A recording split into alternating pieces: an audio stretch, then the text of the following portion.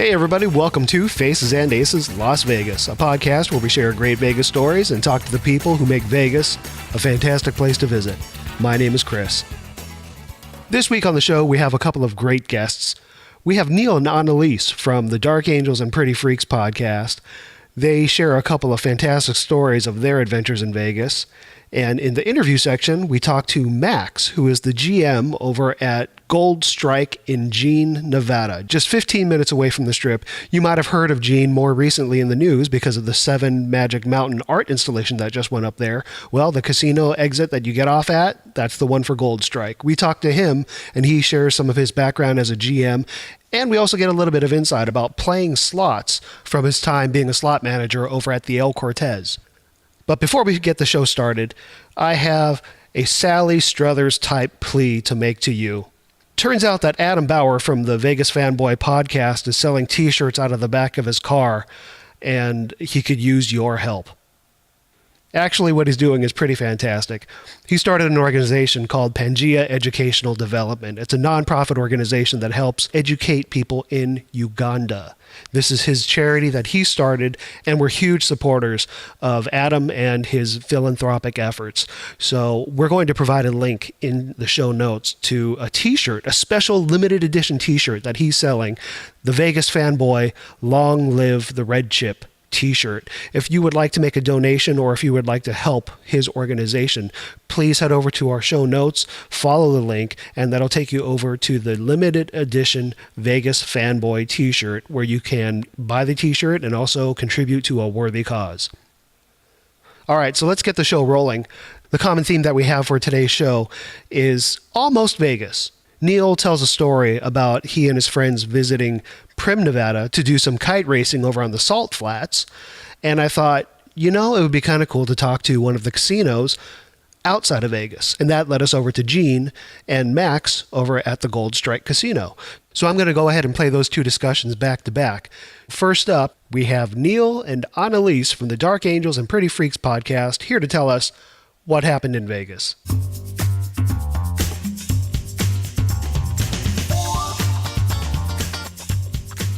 Yeah, so the first time I went was after Annaleis and I met, and I had never been, and I was, so my first time to Vegas was after I turned 40, which for most people, especially that live in, the greater Bay Area or California at all, they've at least been to Vegas by their 40s, 5 times, at least, And I had never been, and Annaleis had been quite a few times. And my sister, who's 10 years younger than I am, had been quite a bit. Right. And Annaleis said, I'm going to take you to Vegas. And I'm like, great. So for me, the first time seeing it as a 40-year-old was freaking sane.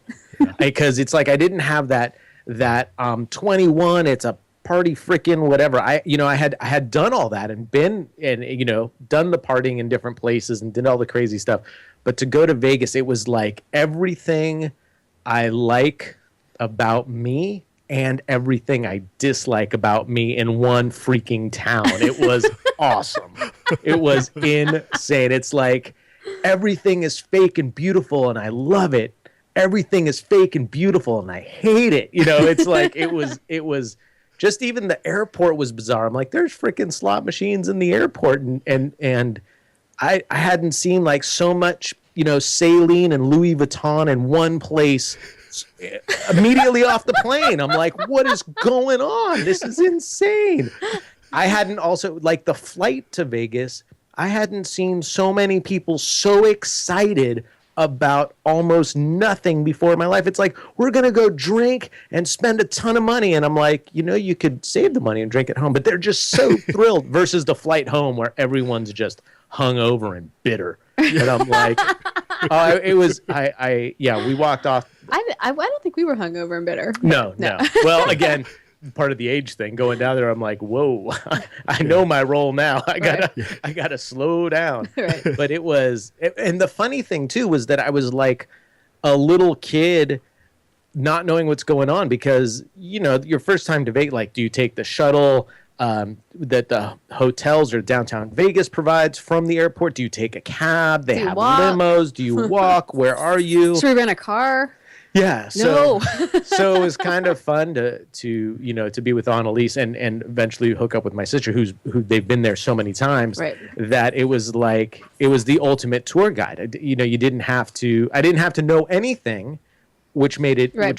really fun. Between me and your sister, we Yeah. got it all pretty dialed. So Which made it really fun. But yeah, it was just walking on, like I said, just flying in. We flew in. We went super early in the morning, and just flying in and seeing like the desert, and then all these just insane buildings that don't even make sense where they are, but look amazing. like, yeah, it's the Eiffel Tower and a pyramid. You're like, this is ridiculous. I'm like, I really felt like it was really exciting. I mean, I really had a good time. Yeah. So that was just landing. That was just showing up. Yeah, when you think about it, the pyramid is probably the only building that makes sense sitting in the middle of the desert. Everything else is just kind of like, what? Right. Right. Yeah. I'm like, there's like a Statue of Liberty, and there's the Eiffel Tower. I'm like, what is going on? So you have to have the conversation about an elevator and inclinator. Right. Because that's what they call the elevator in the Luxor, because it goes sideways. Right. Not up and down. So it's like, please step aboard the inclinator. And you're like, what? You're like, you're making up words now. Yeah. Now you guys are just making stuff up. Right. No, you guys are crazy. Years ago, I went to Primm, Nevada. Have you ever been to Primm, Nevada? I have been to Primm. Okay. I have not. I was with buddies, and they were doing what was it? Kite bugging. Mm-hmm. So it's a little 3-wheeled buggy. It sits about 4 inches off the ground, and they use like a kite, what they do for kite surfing, and you go out to the salt flats or the desert flats and frickin' just cruise along. And I guess Primm is a big place to do this. So it's kind of funny. From Primm at night, you can see the lights of Vegas. Mm-hmm. And I was like, we should go to Vegas. And they're like, it looks close, but it's still hours away. And I'm like, oh, bummer. And I remember you can see it that far away? Yeah. Well, not like you can't make out the building, but you can the glow of Vegas. And I remember thinking like, I really want to go. And I didn't. So for the longest time, like people would be like, have you been to Vegas? And I'm like, no, but I've been to Primm. And they're like, that's not even funny. I'm like, oh, okay. Yeah. Wild Bills, or Buffalo Bills or whatever it was. Yeah. By the way, your buddies were lying to you. It's only about half an hour away. Is it really? Son of a bitch. They just didn't want to go. That's hilarious. They totally dropped me. He's probably going to make some calls. I'm making some calls. They're like, dude, it's still hours away. I'm like, oh, all right. No. That is so funny. Yeah, because Primm is right at the state line of California, Nevada.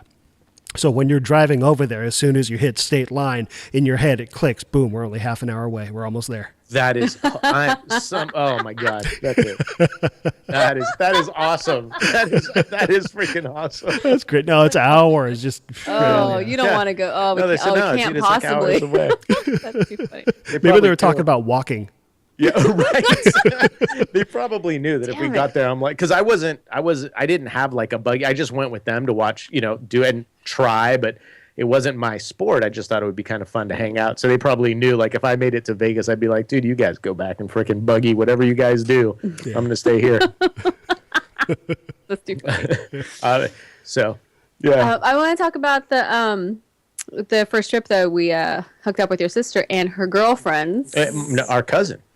Yes, but it wasn't just your cousin. No, it was my sister went with a friend, and then my cousin. Yeah, they're all younger. They ranged at the time. I think they're like 26, 27. From mid 20s to early 30s. Yeah, and it's kind of cool. My cousin was like, "Oh, what are you guys doing here in Vegas?" She's like, "All right, I'll be there in an hour." She's like, "I'm gonna get a plane and just." She's like, one of those people that just like, "I'll be there." And sleep on the floor of your sister's room. And we're like, I didn't care. Right. I'm like, that's fine with me. As long as you're not in my room, I don't care where you stay. But they got after it. We made ourselves scarce. We're like, oh, you guys, we're going to go. Yeah. I'm like, okay, a bunch of drunk girls hanging out. Right. I'm like, the only person, okay, so it's my sister and my cousin and her friend and Annaleis and me. I'm like, so the only person that's going to get their ass kicked if they do something stupid is me. So I'm like, I am out. I'm like, I want no part of this.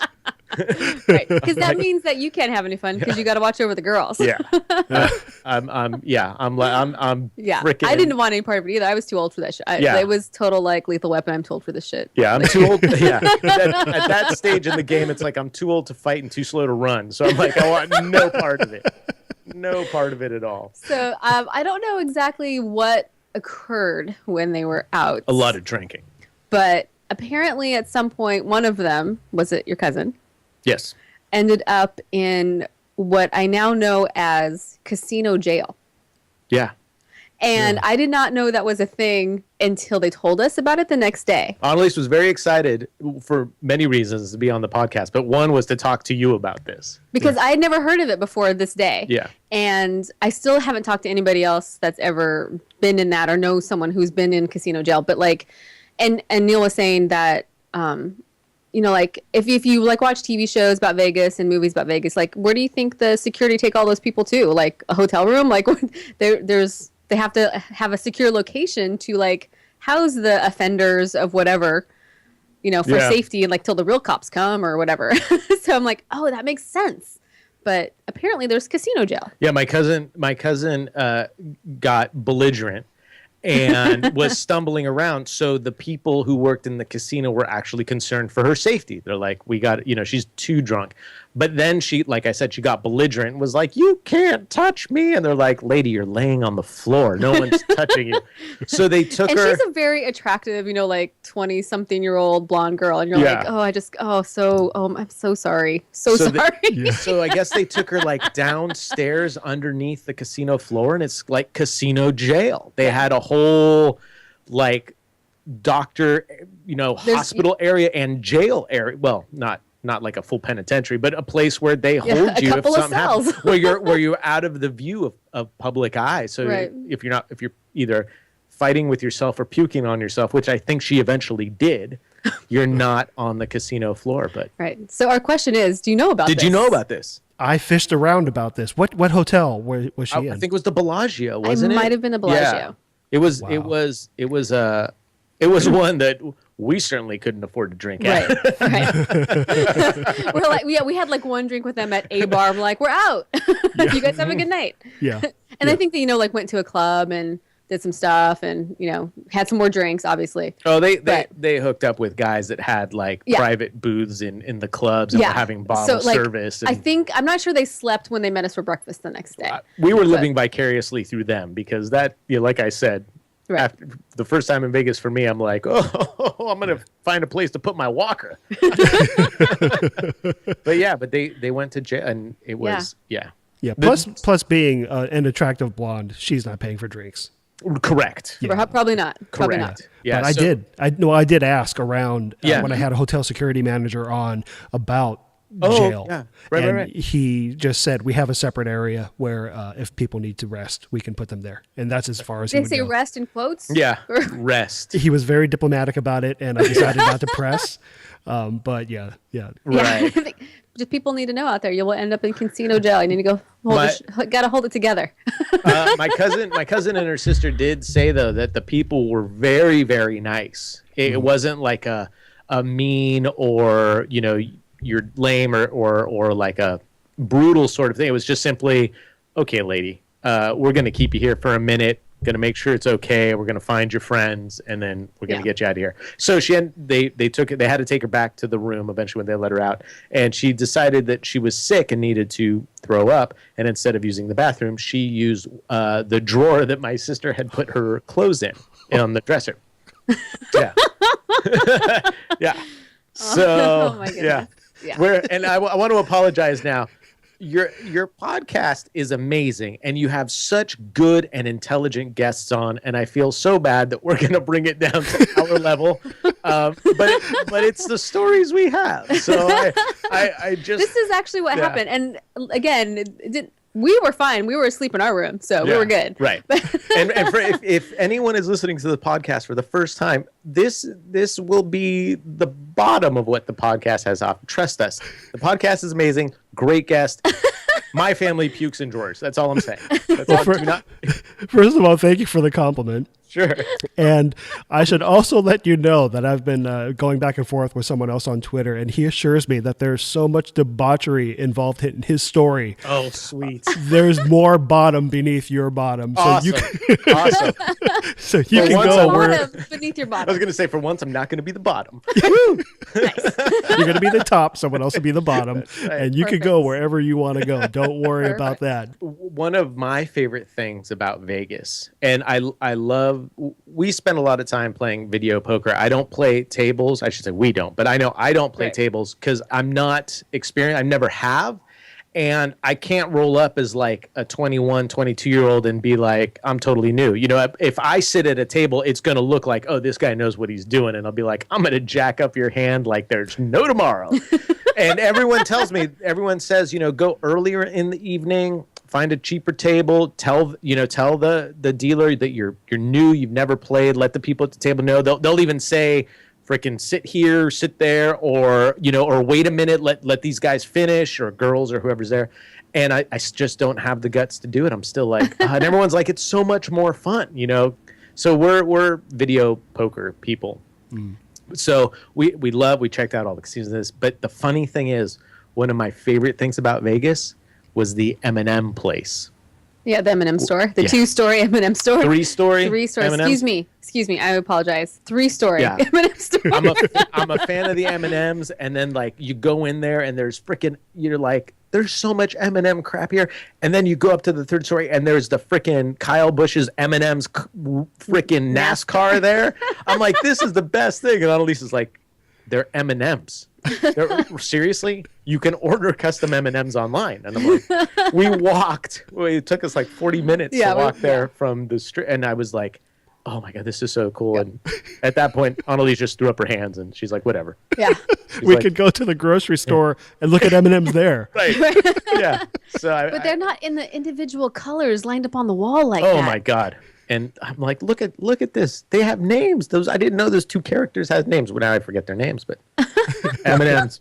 Oh my gosh, that's too funny. Yeah. You have been to Vegas, obviously, many times before we met. Why don't you share a Vegas story with me before we met that's kind of fun? Because I know you have them. So I think for a silly reason, Vegas is the first and only time I've ever seen a movie by myself. Because we are the most boring Vegas go. We watch movies by ourselves and we go buy M&Ms. Right. This is what we do in Vegas. Well, I was at, I think it was the CES show, which happens in Vegas, the Consumer Electronics show. And I was on the clock. I'm not going to lie to you. And I was bored out of my mind the second day. And it's 100 degrees outside that day. And I was like, oh my gosh. And, and I was thinking to myself, I need to find a really cool place to hang out alone that I feel safe because I'm a girl. And at the time, I think I was like 27 or something. And that's really, really air conditioned. And so I found a hotel that had a movie theater, and they had a brand new like stadium style movie theater. I'm gonna blow the name of the hotel now because it's been so many years, but it's not the French. Lucky Hotel. It's it's a little hotel, and it's Irish, and it's not Fitzpatrick's. Is it always Fitzpatrick's? We went through this when we were just in Reno. It's always O'Sullivan's.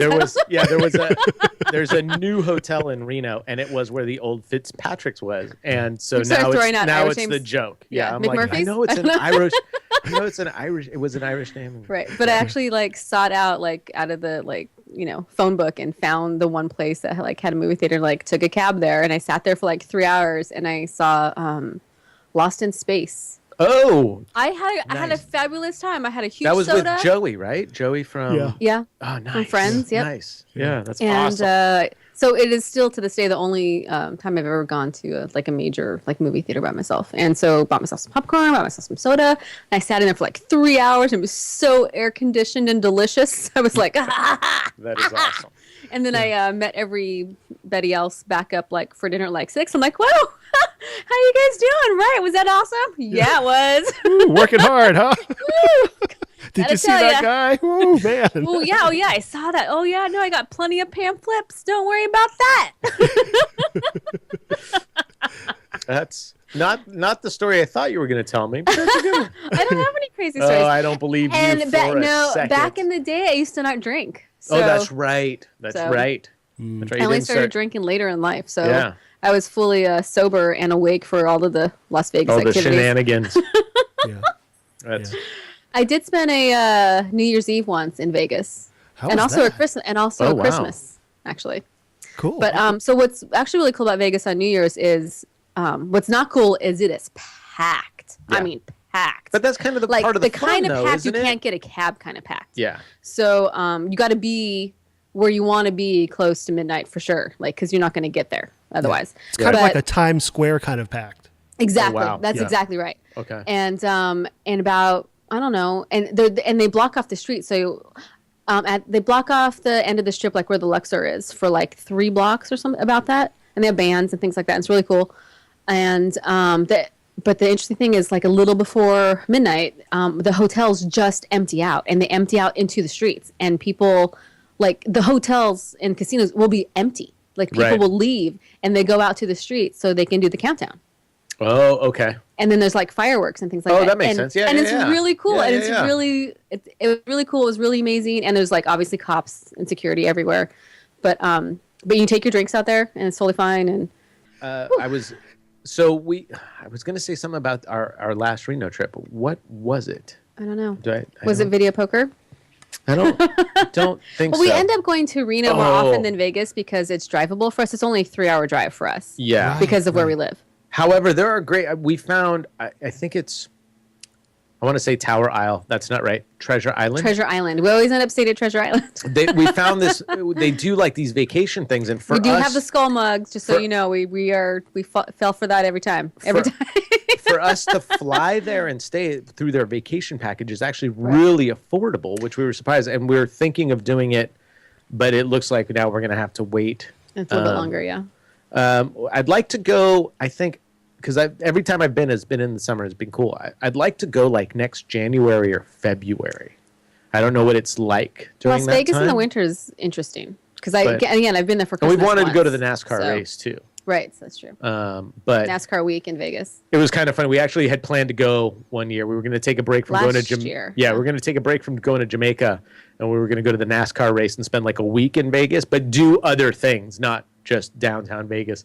And we're like, yeah, this will be awesome. And we got the hotel and the flights and got the tickets for NASCAR, and we're like super excited. And then one day we were sitting around, and we're like, we're really going to miss Jamaica, and we're both like, screw it, let's cancel Vegas and go back to Jamaica. And it's like the whole point was to try and save a few bucks, and we're like, yeah, whatever.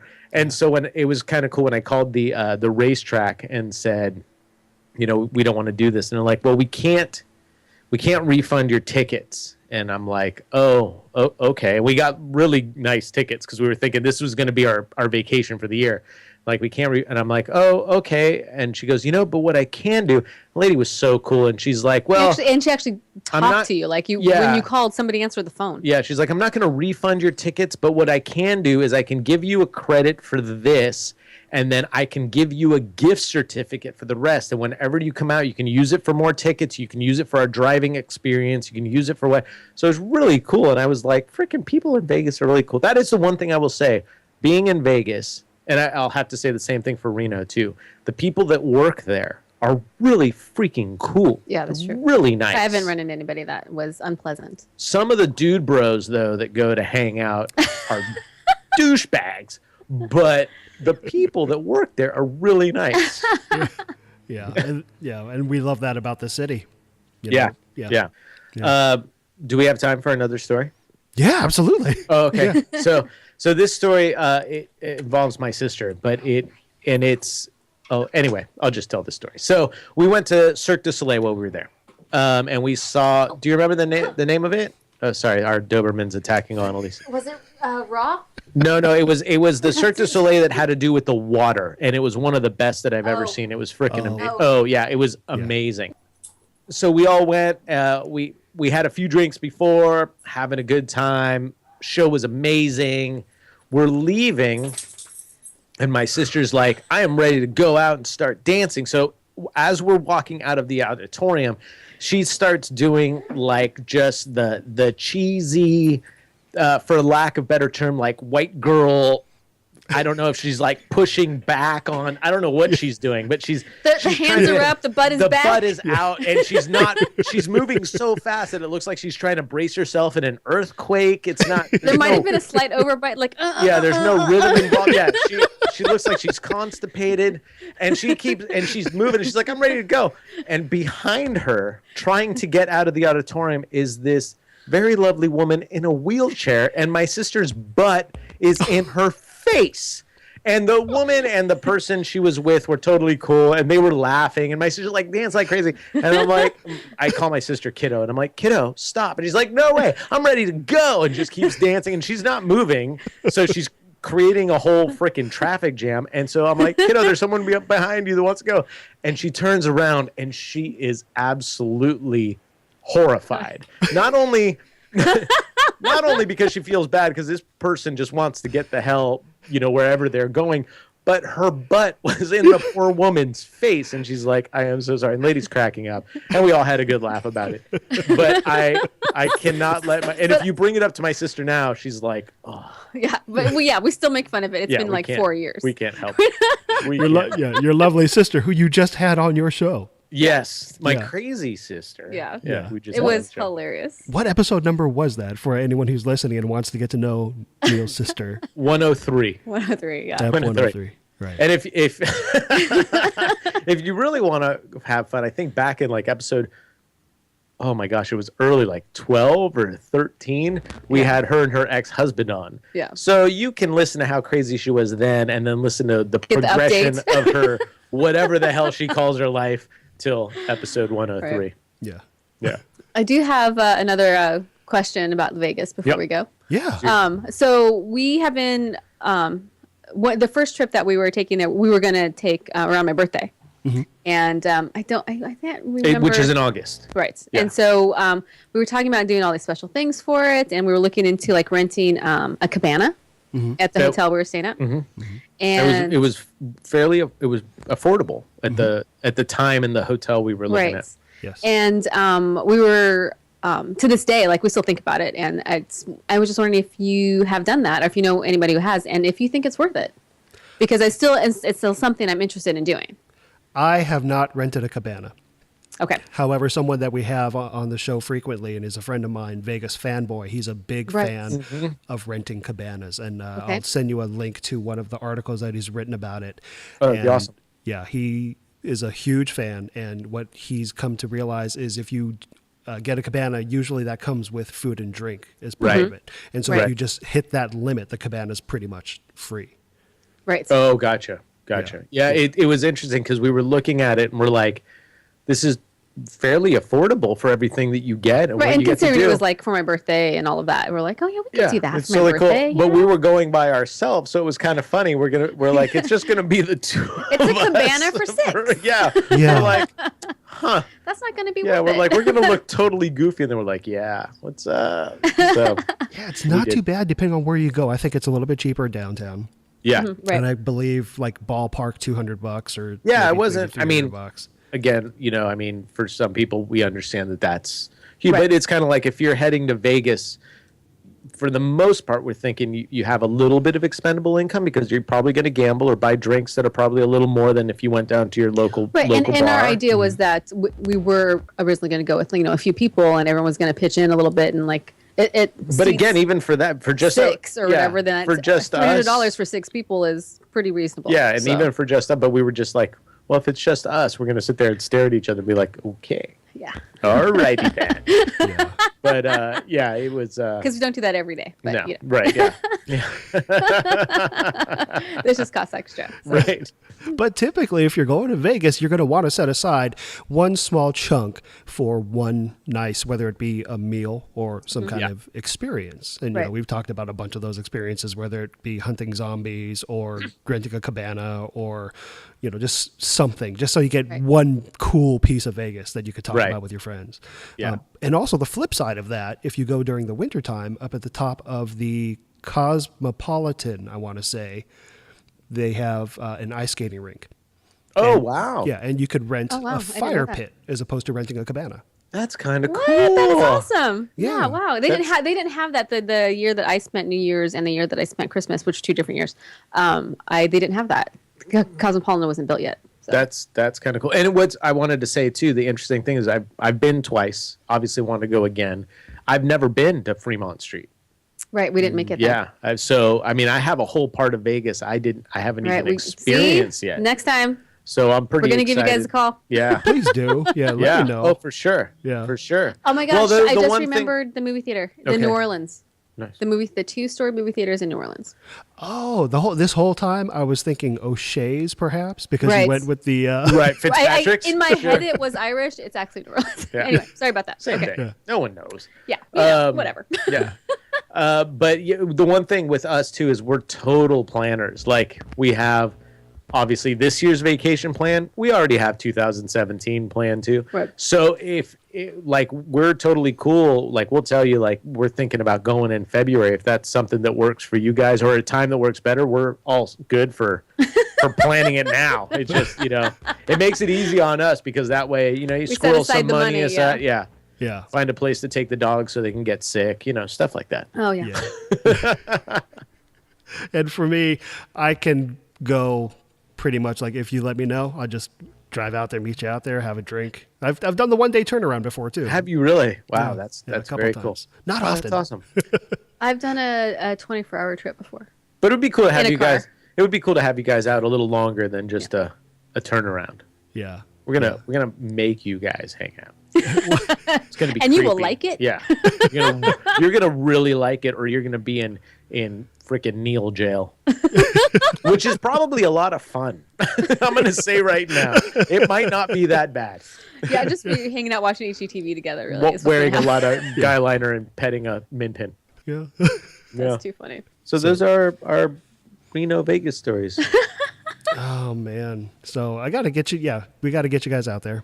Yeah, we definitely want to go. Yeah, we party like old people, but we can do it for a while. Yeah, we party early. Well, and it's funny because our last day in Reno this time we were like, it was like 11:30, and I was like, you know what, 11:30 a.m.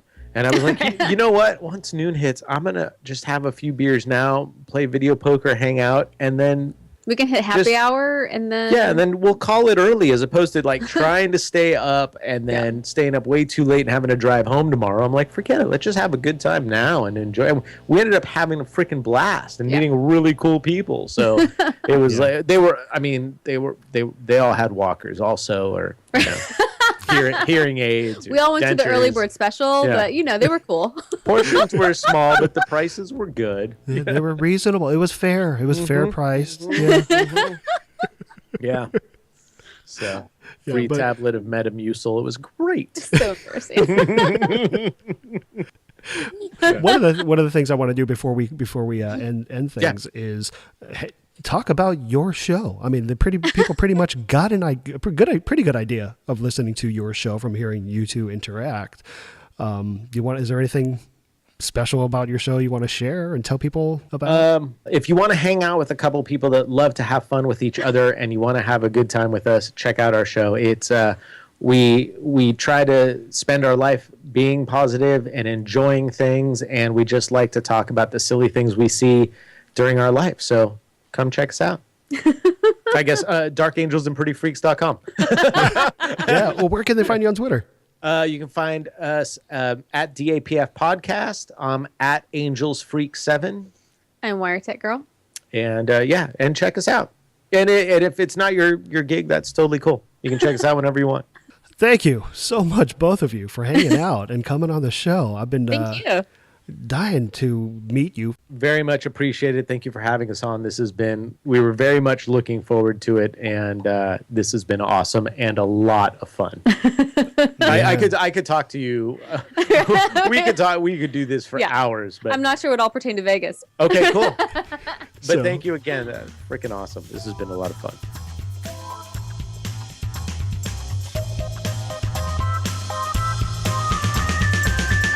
Joining me today, we have Max from the Gold Strike Hotel and Casino in Jean, Nevada. How are you doing, man? Doing excellent. How are you, Chris? I'm good. Thanks so much for hanging out. I appreciate it so much. Anytime. This is fun. This is my first time doing a podcast, so I'm pretty excited. It's casual. You'll have a good time. All right. So, what's your background? Like, how did you get started in casino gaming? It's not a typical story, I'll say. When I was young, I had these big illusions of grandeur. I said, I'm going to run a casino one day. And I would drive down the strip and look at these massive establishments and say, wouldn't it be cool to run Caesar's Palace? Wouldn't it be cool to run the Bellagio? So you grew up here in Vegas? I grew up here, yeah. Or in Nevada, not necessarily in Vegas. In Las Vegas, yeah. Oh, okay. I did. My family moved here when I was a year old. So I grew up in Vegas. So I had this idea that that's what I wanted to do.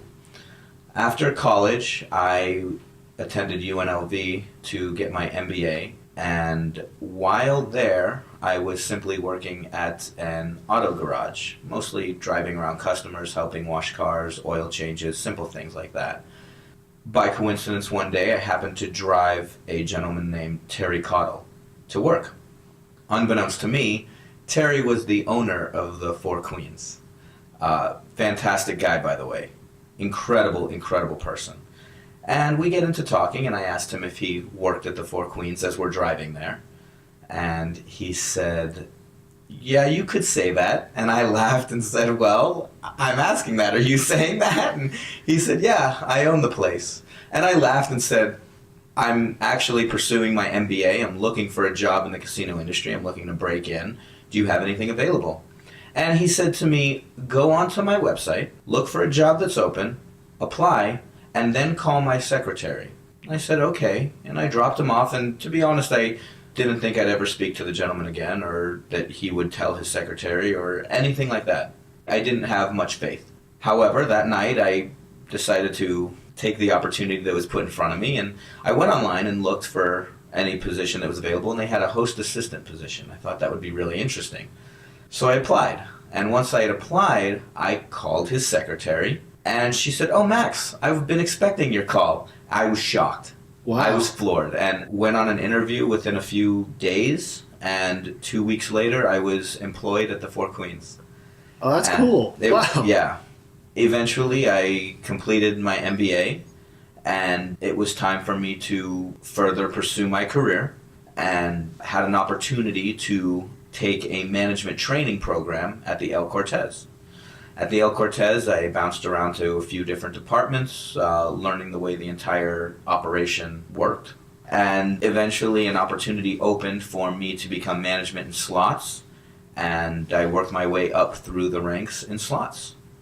And again, a few years later, another opportunity opened for me to become the GM out here at the Gold Strike. So that's why I'm out here now and doing what I'm doing, and my background is for the most part in slots, but very heavily rooted in customer service. How long of a time stretch did that whole thing take? 8 years. 2 years at Four Queens, and 5 at the El Cortez. It's been a fun and interesting journey the whole way. Every day you wake up and learn something new. Did you enjoy being a casino host? Yes, very much so. Yeah. I enjoy people. I enjoy talking. I consider that one of my greatest strengths. I firmly believe this saying: if you're the smartest person in the room, you need to be in a different room. Firmly believe that. So I'm not going to sit here and tell you that I'm some genius and that no. I think that my strength is being a people person. I can fairly well hold a conversation with most people, and I enjoy it. So being a casino host is really just developing relationships. A lot of what I did was make room reservations or distribute low-level comps. You answer the phone and the person tells you when they want to come in. It's the developing of relationships that makes you unique. And I think that spans the board in this entire industry. Quite frankly, there's nothing that differentiates one casino from another casino. On the surface level, sure, one casino may have a different restaurant than another casino. But the only thing that differentiates one casino from another is the customer service and the floor staff that you have, that frontline staff. And that's what keeps customers coming back. Think about it. Any business that you are involved in, that you are a customer to. Mm-hmm. You typically go to that business because of the way you're treated. Well, in our industry, people really want to be treated like royalty, and they deserve to be. And that's where the customer service becomes crucial. It's essentially the crux of our industry. Yeah. And anybody, I think, in my opinion, anybody who chooses to see that it has an oversight and doesn't acknowledge that is destined to become a dinosaur in this industry. With the nature of how comps work these days, with a lot of the corporations making it a pure numbers game, do you think that places like this in downtown have an advantage over the Strip in that sense? Because without a doubt. Yeah. Without a doubt. If you walk into the Gold Stripe, you are greeted with a smile, a wave, how are you? Tell us your story. Where are you from? You know, that sort of a thing. You become family here. Mm. I have players that have been here for years. I have employees that have been here for 20, 30 years. It's impressive. And you develop a bond, a friendship, kind of almost familial ties with your employees and your customers. And that's really what's so fantastic about it. If you sit down at the blackjack table here at the Gold Strike, my floor manager is going to say hi to you, give you a big smile. How are you doing? Make sure that you feel welcomed. Mm. And make sure that you're comfortable. Yeah. Same with the slots. If you sit down, one of the floor people are going to come around, ask how you're doing. Yeah. Make sure you're well taken care of. But in terms of, say, comps, and earning comps, because, that's what I was referring to with numbers game these days, because I remember the old days of Vegas where you could sit down at a table and you're playing for, a couple of hours and you ask the pit boss, I've been here for a while, I've been playing a decent amount, can I go get a meal? Nowadays, the answer is, it hasn't gone into the system yet, you'll have to check back tomorrow, blah, blah, blah, blah, blah. Right. Is it a little bit more like old school Vegas out here? Yes. We definitely make sure that if you're a patron, we'll make sure you're taken care of. We want you to feel welcome at home, comfortable, feel like royalty. Yeah. And like I said, you should. And if you're earning that and you are playing to that and we see that and we recognize you, we can go off the grid. Yeah. If you're a player, we'll make sure you're taken care of. Yeah. That's all there is to it. Okay. Yeah, I mean, we don't have to say, sorry, sir, it hasn't been put in the system yet. I'll make sure that you're taken care of. Yeah. And you're the GM here. Yeah. I was trying to wrap my head around what that means. What is the all-encompassing, what does a GM do at a hotel casino? Well, it's a lot of behind the curtains things. Yeah. I like to think of it as a two-part position. Mm-hmm. One part is I have to lead by example on the customer service front.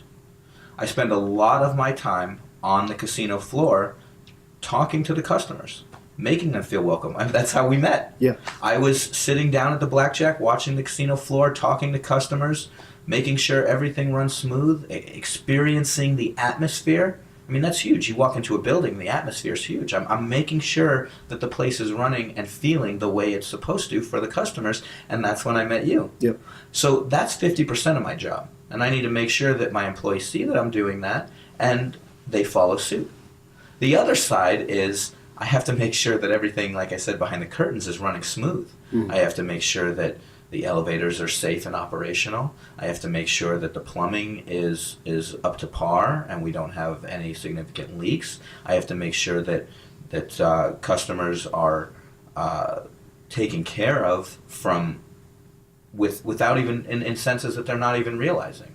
And I'm very fortunate to say that I have an incredible team of individuals that help me along this journey. It's nothing that any one person could do. Mm. And again, I'm a big advocate of team player. It's all about the people you surround yourself with, and we have a fantastic staff. Fantastic. My hotel manager is one of the best around. He's unbelievably creative. He's on top of everything. He makes sure that the hotel is running extremely smooth. You never notice any issues. He takes care of everything. My executive chef makes sure that your food is phenomenal. He makes sure that when you walk into the steakhouse, you feel like you're getting a $300 steak. And let me tell you something. It's not $300 here. It's well priced. It's affordable, but you feel like it's the best steak you've ever had. Huh. And it's his job to make sure that you do feel that way. So as the GM, I just oversee to make sure that everybody is working together. We're moving forward into the future at a strong pace, and we're always ascending, never staying the same. Yeah. That's a lot of how I see this position. It's a feeling. It's not something that it's not just numbers. You know what I mean? Yeah. You walk in, and when you walk into the Gold Strike, you feel something. And that's something that I want you to feel is excitement, old style Vegas, with a splash of new sort of, it's got that old feel, but you can play your newest games. You're stepping into vintage Vegas, the way Vegas used to be, the way Vegas should be, but it's not, for lack of a better term, a crummy place. Right. You get a great experience. Yeah. It's newly renovated rooms, brand new machines, fantastic customer service, delicious food. And I make sure that when customers come in, that's what they feel. Who are the customers who come here? Because I go to Vegas and I drive the 15 typically, and I'll come by. And Primm is a good stopping point for many Californians because they have the gas station, the fast food places. Some people get pulled into the casinos. How about here? Who is your customer base here? We have a few different core customers. First and foremost, we have our loyal customers. Customers that are coming from California, Arizona, Utah, and even Las Vegas. Yeah, and they are choosing the Gold Strike as their destination location. And they've been loyal to us for years, decades. We also service a huge truck population. Our parking lot is considered by many truckers to be one of the best places to stop. So we do get a lot of truckers that stop in and enjoy our services. We do get a lot of people that are just passing through. If you're driving, say, from LA to Vegas, you'd like to stop in for a quick bite or take your shot at the blackjack table before you get to Vegas. That's a big portion of who we are. We also have 2 gas stations here on property, and a lot of individuals are purchasing gas, and they're coming into the Gold Strike to, again, take advantage of our services. Yeah. A lot of people, once they've had our steakhouse, they make sure to stop here every time they come back, every time they're coming through. They stop here for their favorite meal in the steakhouse. It's delicious.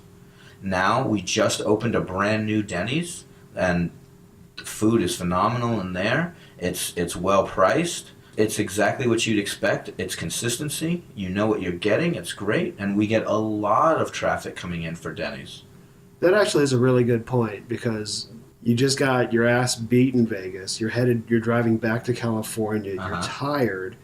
You know, the fast food places over in Primm aren't open, but you guys have a Denny's, somewhere where you can stop, grab a meal, get some coffee, recharge your batteries, and then hit the road back to LA. Yeah, so, absolutely. And it's a good point. Yeah. Denny's is serving very well in its spot. They've great customer service, and I deal with them very, very frequently. So I know for a fact that they're phenomenal employees. Where do they live? Is there a neighborhood? Is there a community out here in Jean? There's not a neighborhood or community in Jean. We're technically really just about the only thing in Jean. Yeah. However, most people are commuting from Las Vegas. Okay. And everyone thinks, oh, Jean, Gold Strike, you're out there in the middle of nowhere. But it's really a wrong perception. It's almost a fallacy. We're just a shy 12 to 15 miles from the Strip. And it's no more than 10 to 15 minutes of a drive on the highway. How much are the rooms? Room rates, depending on the day, obviously they fluctuate. Yeah. But they typically start around $49 a night, $10 for an upgraded room, and that's a weekday price. And they're clean, fantastic. These new rooms are beautiful. New carpet, paint, mattresses, countertops in the bathroom. They're beautiful rooms. Do you guys charge a resort fee? No resort fee. That's the other thing. We actually were one of probably the only resorts that do not charge a resort fee. I don't know of anybody else that doesn't charge a resort fee. I know Primm does. Everybody on the Strip does. No resort fee. Yeah. So exactly what you see is what you're paying. No hidden fees at all. Oh, and we're pet friendly. You can definitely take your dogs. They're welcome to enjoy our services as well.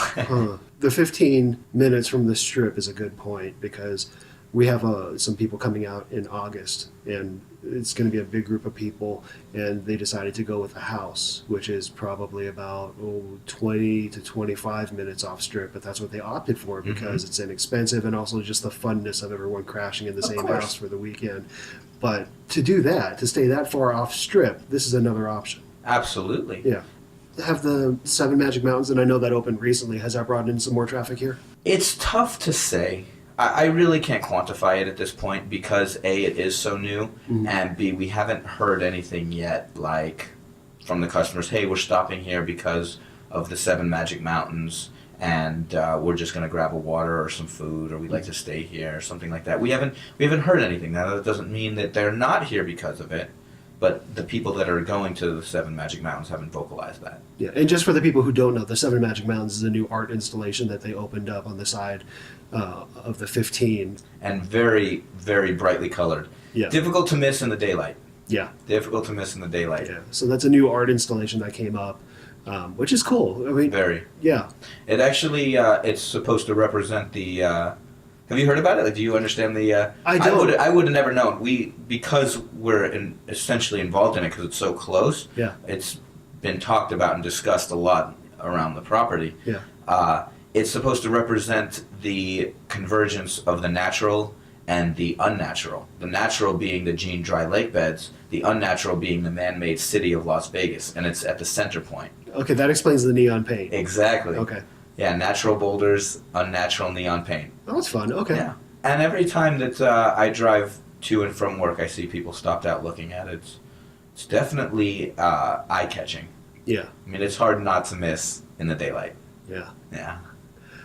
So another thing that I noticed downstairs is that the table games open at 11 a.m., which is kind of odd for a casino. Usually there's 24-hour gaming. Is that weekdays, weekends?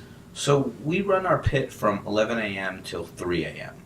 So we basically just cut out the graveyard shift for the pit. Now, of course, the rest of the property is open 24 hours. It's simply just the pit. Truth of the matter is, typically the pit is an expensive proposition to undertake. It's a lot of labor, and unfortunately, we are supplying needs at business demands. And on Graveyard, there aren't as many people in the pit as, say, the slot machines. Right. So instead of turning off the slot machines, no, I'm kidding. We don't do that. But you do have, the video poker, like Of all the course. regular, Of course. yeah, as well as the video blackjack machine. We do. And Yeah. video blackjack is identical to playing on the tables. Right, which is, we're talking about the giant LCD screen with the digital woman Right. saying, "Good job, nice hit." Yes, exactly. Yep. That's right. Now, one of the things that I thought, and I guess I was wrong about this, I always thought that that type of blackjack machine works similar to a slot machine where there are programmed payouts. Is that not the case, or is Not it more closer to necessarily. actual blackjack? It's much closer to actual blackjack. What it does is it operates on a 52 card deck, and it randomly selects the order of the deck, just like shuffling would do. No different. It doesn't pick that if you get a king, well, we feel at this point you need an ace now, right? It doesn't do that. It literally shuffles a 52 card deck and then deals from that deck. So it's just as random as the dealer on a live game shuffling a deck. It operates exactly the same. Okay, so it's not based on a payout. It's not a payout table. It's a payout program. It's Right. actually just a randomized number generating program Correct. that plays almost identical to regular real life blackjack. Correct. Interesting. All it does is shuffle the cards. That's the randomness only lies in the shuffling of the deck, Oh, okay. not in selecting if you were going to be a winner or not. Huh. That's interesting. I didn't know that. Yeah, You have a background in slots. You were saying. I do. Yes. What's the best performer here?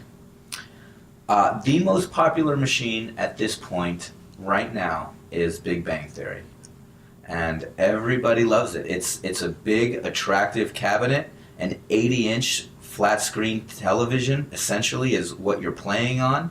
You get bits and clips from the game, from the show. Yeah. And it's exciting. And the payouts are quite large on that machine. Oh yeah. It's $1 denom, so the minimum bet's $1, and it goes up to $5. So anything that you're being paid out is all in dollar amounts, rather than say a penny game, where the minimum bet may be 40 cents and the payout may be $1.25. Yeah. Whereas this, if it says $1.25, you're winning $125, not $1.25. Okay.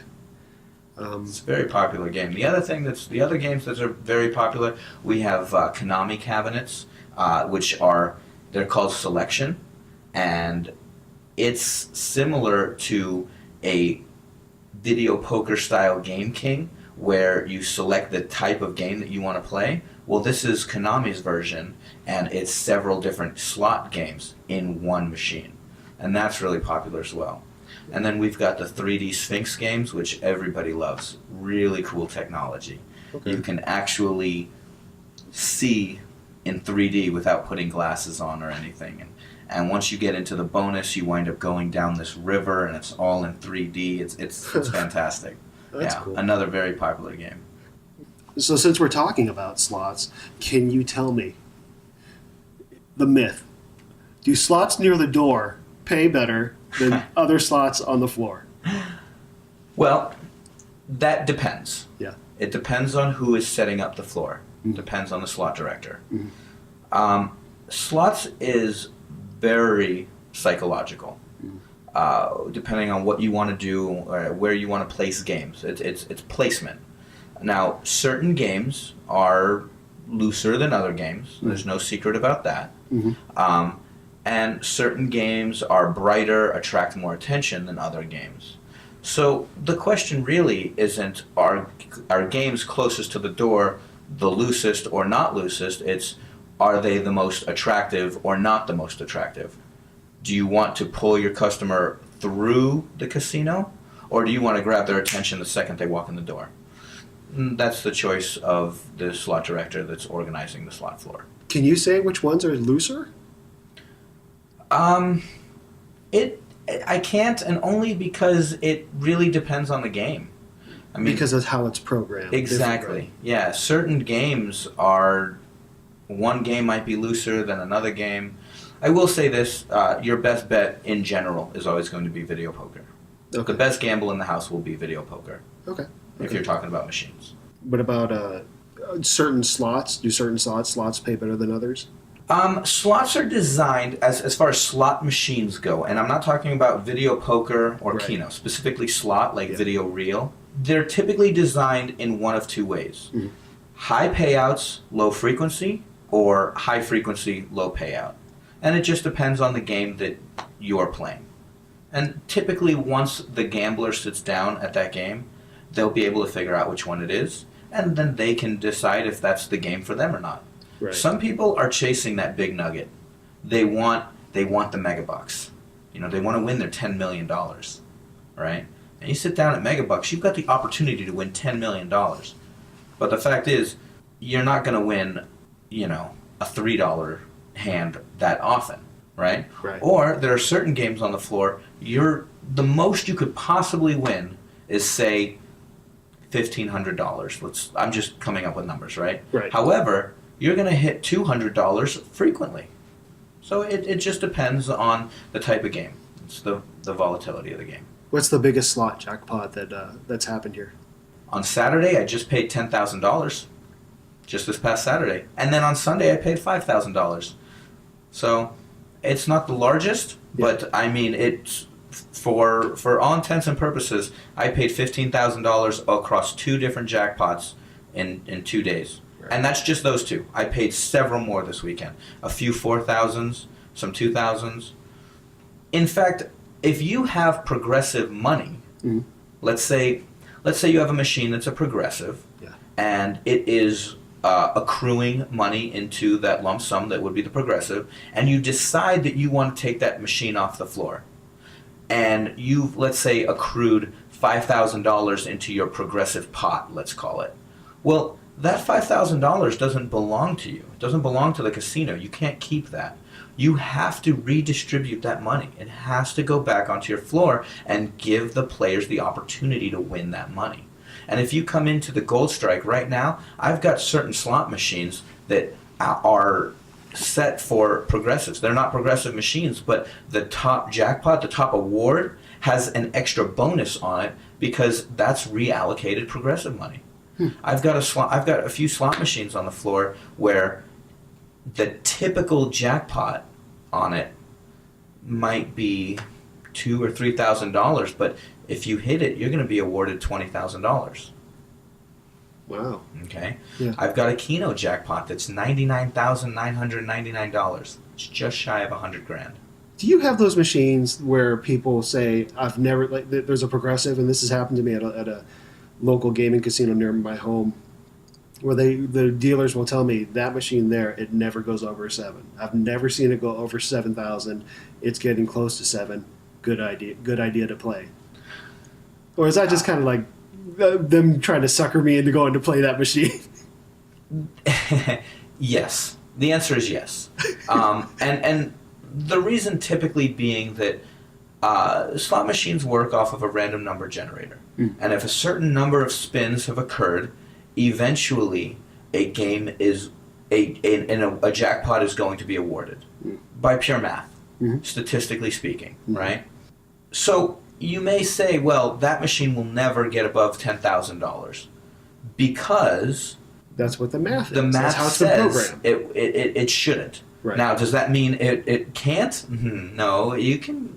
A $10,000 a machine that shouldn't go above $10,000 still can. Right. It's just mathematically it won't, Yeah. or it won't be frequent. It won't be often. Really, just a lot of programming. Yeah. For instance, I will say this: if you have a progressive game with a tiered progressive system, let's say one progressive starts at $200, one progressive starts at $500, one progressive starts at $1,000. And then as you play the game, each of those pots are contributed towards, you can assume that the $200 progressive, the one that begins at 200, is never going to go particularly high above 500. And the 500 probably is not going to go too much above 1,000. Okay? Now, can it happen? Absolutely. Right. Am I ever going to tell you that it won't? No. But typically, they keep within their tiers because of the math. Yeah. A couple other things that we like to do. Do you have any stories, any funny stories from working here, or for that matter, even Vegas? Do you have any funny stories that come to mind? I mean, I've seen some things. What have you seen? I'll tell you. Even in the slot world, I've seen people playing a machine. They hit something. While they're waiting to get paid off, they move to the machine right next to them and hit something. So now they've got 2 jackpots in under a few minutes. I've seen that. I've seen a jackpot be paid, and then the very next hand, the jackpot comes right back. Pretty interesting. Huh. Okay. Yeah. And again, remember, it's randomness. So there's no law against the same thing happening twice. Right. It's just improbable. Right. One of my previous employments, I didn't see this, but I was told about it. Yeah. On Graveyard, someone ran into the casino and then just stripped off all their clothes and started running around. And Graveyard is one of those shifts where if you're up at 2 in the morning in a casino, I hope you enjoy people watching because it's gold. You're mining for viewing gold at that point. I mean, Graveyard is really something special. something funny out here. We have every once in a while we'll get a vehicle that isn't moved for a while, a car or truck or whatever. If it's here for longer than a week or 2 weeks, we call towing and have it removed. I never thought I'd ever hear this. Within my first 3 months of working here, I was notified that a bus had been abandoned in our parking lot, and the bus was towed. Huh. A bus! I couldn't believe it. I said, who would abandon a bus? Like a yellow school bus or like a Greyhound bus? Like a Greyhound type bus. And it wasn't an old bus either. It was fairly new. And you would think, well, if the bus breaks down, yeah, you send a repair crew out within 7 days, 10 days. Yeah. The bus was here for 2 to 3 weeks before we finally towed it.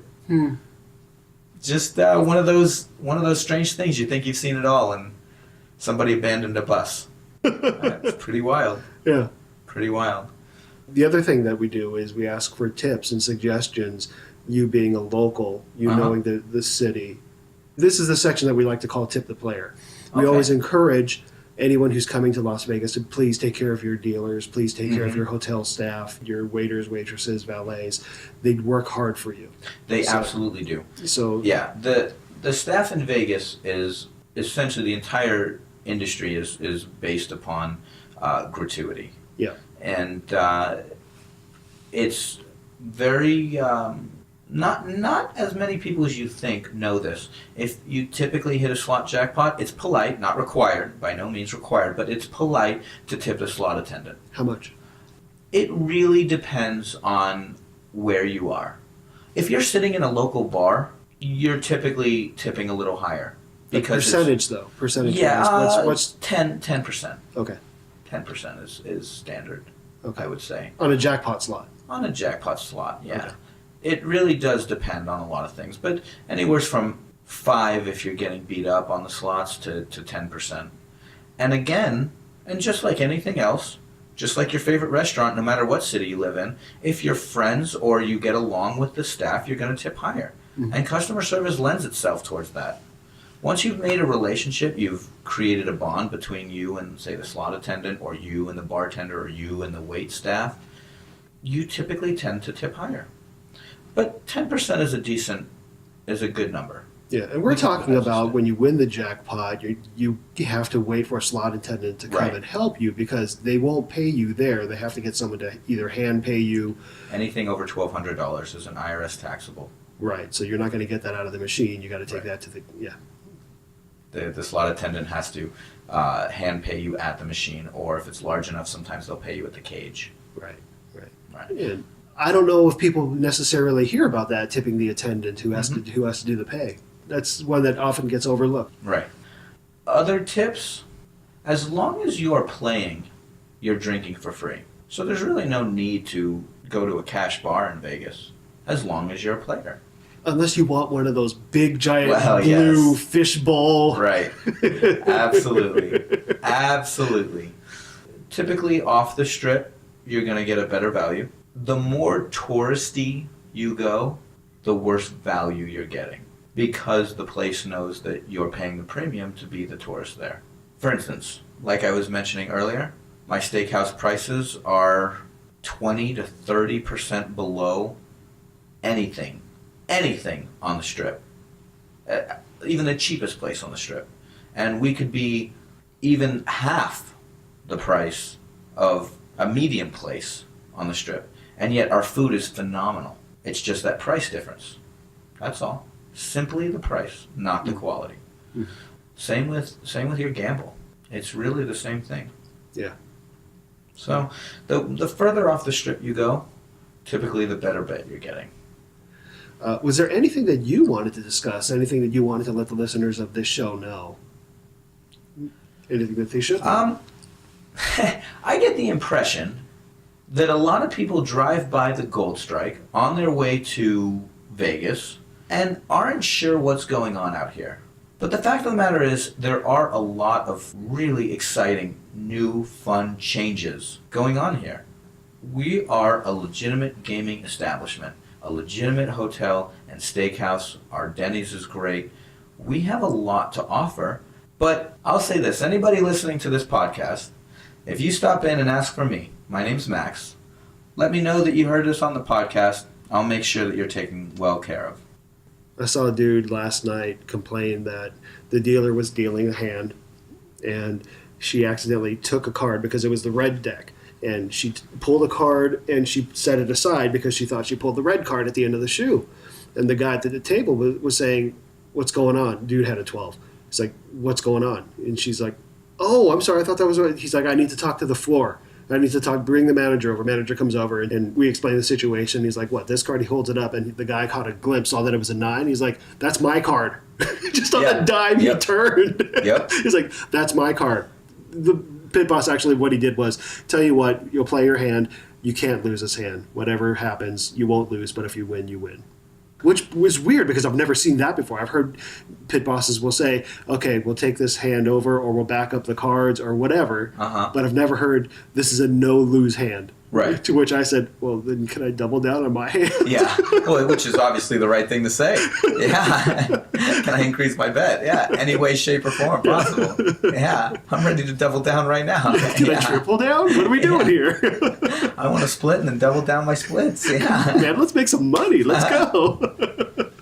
Yes. So if someone does come by and they ask for you, you'll come down, say hi, greet Absolutely. them. I mean, Greet them. Yeah, how often do you get to see the GM of a casino come down and shake your hand and just rub elbows with? So, It would be my pleasure. Yeah. Yep. Is there anywhere online they need to follow, or any of the Twitter or any of that kind of stuff? Yeah, feel free to follow us on social media.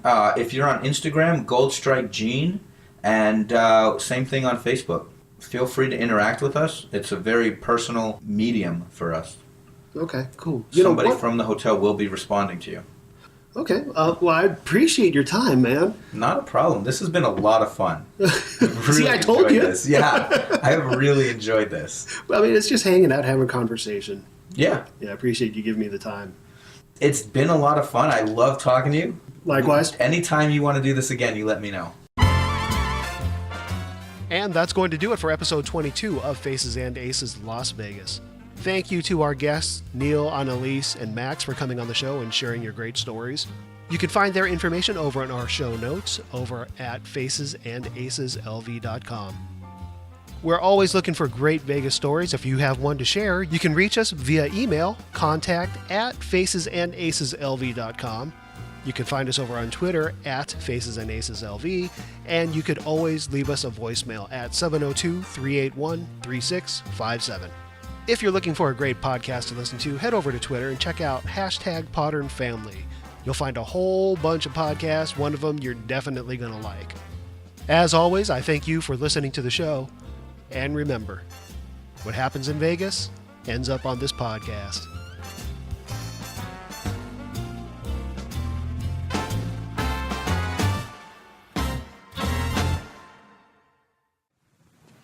You're still here.